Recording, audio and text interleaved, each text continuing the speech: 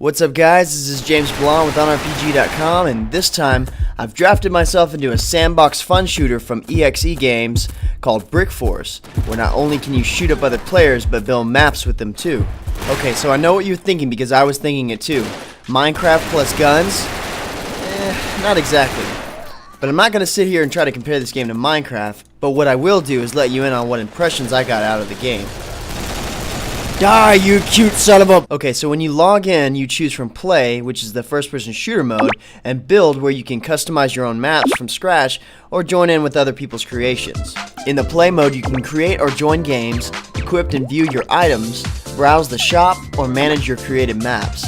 Of the 4 different game modes in the game, you can play Capture the Flag, Team Deathmatch, Free-for-all, and Blast mode, and all of the game modes in the game have the same rules as any other first-person shooter. CTF in this game is the type of CTF where instead of retrieving the enemy's flag and returning it to your base for the point, you have one center flag and your job is to get that flag to your opponent's side. Once you have done this, you get the point, but the round starts over and everyone respawns. When it comes to creating a game, you can set parameters that allow mid-game access to players and the auto-balancing of teams, and also set up a password for access. You choose the map, which could be one of the maps that's built in, or one of the ones that you've created in build mode. You are also given the choice of allowing specific weapons into the game, so that you can use all weapons, only pistols, or strictly melee. As for the combat itself, it kinda has to grow on you. Almost all the assault rifles feel the same, and the weapon stats need a little tuning. From one to the next, you can't really distinguish the difference between power and accuracy. There were times where I purchased what I thought was going to be a powerful gun. Hell, it looked powerful, and at certain distances completely ineffective. The sniper rifle was a one-shot killer in this game, and was ideal if you had a map that A, had good distances to work with to be effective, and B, had a host that allowed it without banning you. Plus, you never really knew what weapons would work best within a map until you entered. This would cause you to have to leave the match to the main menu to swap out your weapons. Even though they are more accurate than any of the assault rifles, the pistol in the games I thought were done well. The melee weapons were fun. The default is an open-ended wrench, and you can pick out a monkey wrench or the toy hammer from the shop. And apparently, the toy hammer can deal out more damage than any of the wrenches. Who would have thought? Some of the most fun I had was playing player-created maps that were recreates of other classic FPS maps like Counter-Strike's Dust 2, Modern Warfare 3's Nuketown. It really showed just how creative the game can be, and that some real first-person shooter fans are playing as well.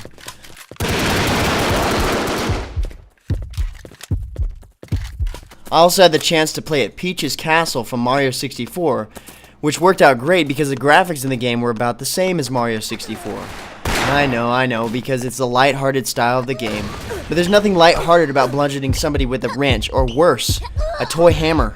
Plus, the graphics allowed for the game to be played cross-console on any OS, social networks, and mobile devices. The build mode is where Brick Force shines its brightest. This is where the game's best maps are born. When you create a new map, you start by choosing the way the sky looks, what the map is called, and the size of the map, either 100 by 100 blocks or 50 by 50 of 3 different textures of land. And behold, the little glue gun / drill you hold in your hand gives you access to about 113 different blocks to create in which to craft your masterpiece. Now, if you haven't been to the shop yet, you'll notice that you cannot use any of the colored bricks or deco bricks until you purchase these tickets from the shop, where you can get one or both. The deco bricks give you bricks like ramps to get to higher levels, some accessories to make stationary vehicles, lights, and a couple of other things that your battlefield just can't be without. One of the other things I like about the creative mode is that you don't have to be right next to the block to create or destroy it. This comes in handy if you're constructing a tower and don't have to risk the inconvenient fall or two. So when I made my first map, I used a larger map and wanted to make a somewhat symmetrical map with Vulcan cannons and a sniper tower. About halfway through my map, I had somebody join and compliment my work. And after about 10 minutes or so, I gave him permissions to build. Now you have to be careful with letting people build on your map that you don't know. They can be very sneaky. Because after about 20 minutes of building in my game, he went ballistic and started griefing my map. So I banned him as fast as I could. This is apparently a problem in the game because every other creation map I joined, the host was practically screaming at everybody, "No griefing." So a lot of the times, nobody got permissions to build. I set up my map so it works with the team deathmatch and capture the flag modes. The game lets you register the map if you meet the requirements for at least one game mode. For example, you have to make 8 different spawn points on both red and blue team to register for team deathmatch or capture the flag.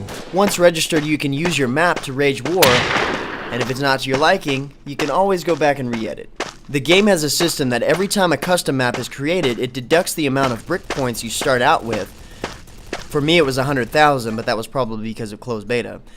And every time a custom map is played, players have the option to rate them. Each player has 50 points per day to put towards rating. Rating benefits both the player and the creator in that the system converts the rating back into brick points for both sides. The shop in the game is based off of general points or tokens. General points are earned through matches played, and tokens can be purchased online through the cash system in the future. As of now, there are not very many items that specifically use tokens, and the items you buy with tokens do not give any additional features you wouldn't be able to find on the other items in the shop. Everything in the shop is on a rental basis, and there's a nice variety of items to choose from. Weapons consist of assault rifles, pistols, sniper rifles, and melee weapons. The weapons differ in weight, accuracy, power, and recoil. Some of the other items you can get are helmets, outfits, accessories like gas masks, ammo belts, and backpacks, a stethoscope, a chef hat, and a welding mask. Some of the helmets and accessories provide stat buffs like additional general points or XP gained, or just straight up luck increased by 2% to help with those close calls with a grenade. Overall, I think the game has the right creative design it needs to be successful. And I like the fact that it's going to be supported on mobile devices. I can see myself picking up Brick Force on the App Store. The game is in closed beta and still needs improvements, which are coming in almost daily now, adding new weapons and now some characters to buy at the shop. I can't say I wouldn't mind seeing more Brick Force as it comes around, but until then, that's going to wrap up my first impressions of Brick Force. If you're looking for more information on the game, check out the articles and game profile at OnRPG.com. But first, hit that like button. I'm JamesBl0nde. See you out there, gamers.